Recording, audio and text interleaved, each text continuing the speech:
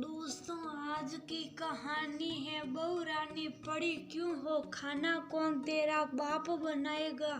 दोस्तों, कहानी शुरू करने से पहले अगर आपने चैनल को सब्सक्राइब नहीं किया हो तो कर लीजिए ताकि आपके पास पहुंच सके हर नया वीडियो।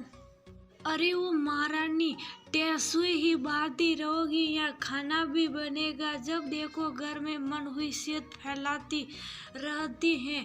गिनी जाकर देखो किस कोठरी में बैठी है। सुमन जी की कर्कश आवाज से घर गूंज रहा था और उनकी लाडली गिनी अपनी सोटी को हिलाते हुए भाभी नित्या के कमरे में पहुंच गई। वहां का नजारा देख उसकी आंखों में शैतानी चमक गई और वह दौड़कर सुमन जी के पास गई और उनके कानों में कुछ कहा। सुमन जी दरवाजे पर ही जोर से चिल्लाई, ओ महारानी, ये संध्या बेला में सोने का क्या मतलब है। हम कब से चाय का इंतजार कर रहे और यह पलंग पर पसरी चाय और रात का खाना क्या तुम्हारे मायके वाले आएंगे बनाने। अरे मम्मी, ये क्या कर रही हो। भूल गई भाभी का मायका अब रहा ही कहाँ। इनके पापा शादी से पहले ही नहीं थे और मम्मी भी 2 साल पहले मुक्ति पा गई और अब इनके भैया भाभी इनकी खोज खबर भी नहीं लेते। गिनी ने हंसते हुए कटाक्ष किया, मम्मी जी,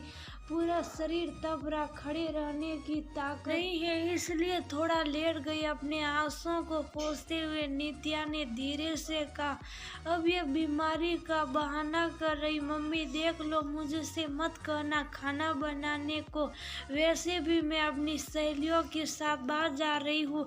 गिनी ने मुंह बनाया और चली गई। लो जी, अब यही रह गया है कि इस उम्र में बीमार बहू की सेवा करो।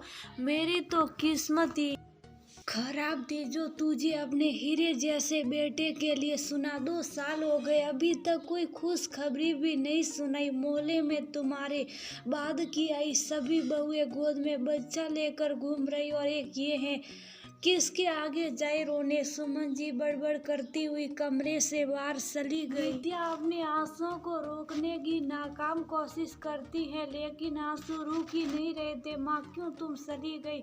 सभी सच कहते हैं कि मायका माँ से होता। तुम्हारे जाने के बाद भैया सिर्फ फोन पर ही हाल चाल पूछते, कभी भी ये नहीं कहते कि नित्या घर आ जा। भाभी ने भी मुंह मोड़ लिया। आपके सामने कितनी बड़ी बड़ी बातें करती थी। जब भी मैं दुखी होती थी तो हौसला देती थी कि चिंता क्यों करती हो, हम लोग हैं ना। और आज ये क्या, तुम अंधेरे में क्यों लेटी हो। विचारों के तूफान में कब अंधेरा हो गया उसे पता ही सही नहीं चला। मोहित ने लाइट जलाकर कमरे में उजाला किया लेकिन उसे देखकर घबरा गया। क्या हुआ नित्या, तुम रो रही थी। उसने नित्या को जैसे सुआ तो शौक गया। तुम्हें बुखार है और तुमने मुझे फोन पर बताया भी नहीं। और मम्मी और गिनी का वो सुमन जी और गिनी को आवाज देने लगता है।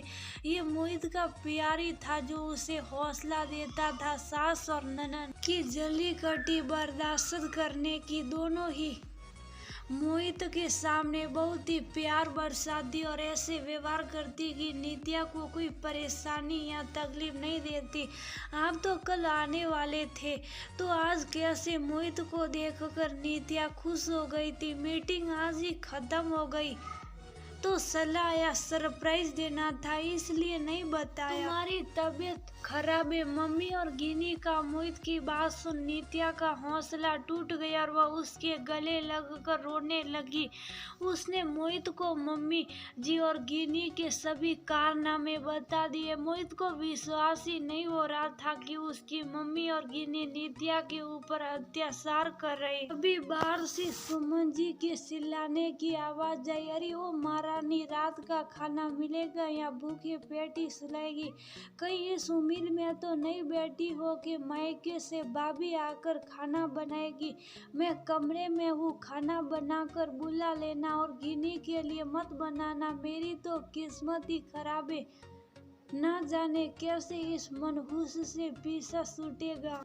सुमन जी की बात नित्या सुन। नित्या उठने को हुई तो मोहित ने उसी चुपचाप सोने को कहा और खुद किचन में जाकर खाना बनाने लगा। लो मम्मी खाना खा लो। मोहित की आवाज पर सुमन जी दंग रह गई। मोहित खाना लिए उनके सामने खड़ा था। उससे देख वो हड़बड़ा गई। तू कब आया और खाना तू क्यों लाया? नित्या बहू कहाँ है? बहू मतलब महारानी, वह तो आराम कर रही। खाना मैंने बनाया। आपको पता था कि नित्या की तबीयत खराब है, आपने उसे दवा की जगह जो कड़वा जहर दिया। सुना मैंने। मोहित की बात सुन सुमन जी के होश ही उड़ गए। बेटा तू मुझे गलत समझ रहा हो। नित्या बहू गिनी। सुमन जी की जबान लड़खड़ाने लगी। मानना पड़ेगा आप दोनों के हौसलों को। कितनी आसानी से मुझे बेवकूफ बनाया जा रहा था। और तुम नित्या, तुमने भी एक बार तो मुझे बताया होता कि घर में तुम्हारे साथ क्या हो रहा। मोहित बहुत ही गुस्से में सभी से बोला, बेटा मुझे माफ कर दे, अब आगे से मैं अपना व्यवहार ठीक करूंगी। सुमन जी माफी मांगने लगी। और तुम नित्या, क्या यही प्यार और विश्वास है अपने भैया और भाभी पर? भैया ने अपनी कसम दी थी इसलिए तुम्हें नहीं बताया। और अगर पता होता कि मम्मी और गिनी तुम्हें मानसिक तनाव दे रहे तो ये सच बहुत पहले ही बता देता। तुम्हारे भैया की आर्थिक परिस्थिति ठीक नहीं चली। कुछ कारणों से उन्हें अपना घर बेचकर किराए घर में शिफ्ट होना पड़ा, इसलिए वो तुम्हें मायके नहीं बुलाते। एक बार सब पहले की तरह सब ठीक हो जाए तो वह खुद तुम्हें लेने आएंगे। मोहित के मुंह से मायके की स्थिति जानकर नित्या रोने लगी। हे भगवान, भैया भाभी इतनी तकलीफ में थे और मैं उन्हें गलत समझ रही थी। रो मत नित्या, अब सब ठीक है। मैं भैया के पास ही गया था, कोई ऑफिस दूर नहीं। भैया का काम फिर से चलने लगा है और उन्होंने बहुत बड़ा घर भी खरीद लिया। जल्दी ही दोनों तुम्हें लेने आएंगे। मोहित ने नित्या को संभालते हुए कहा। नित्या ने तुरंत भैया को फोन लगा दिया और खूब लड़ी कि उसे पराया कर दिया। अपने दुख को मुझसे छुपा कर क्यों रखा? तब उसके भैया ने बताया कि मोहित ने उन्हें बहुत हौसला दिया। आज अगर वह लोग अपनी परिस्थिति ठीक कर पाए हैं और तुम्हारा मायका आज फिर से भर पाया तो मोहित की वजह से। वो लोग कल आ रहे अपनी गुड़िया को विदा कराने, क्योंकि नित्या का मायका अभी भी है और हमेशा भी रहेगा।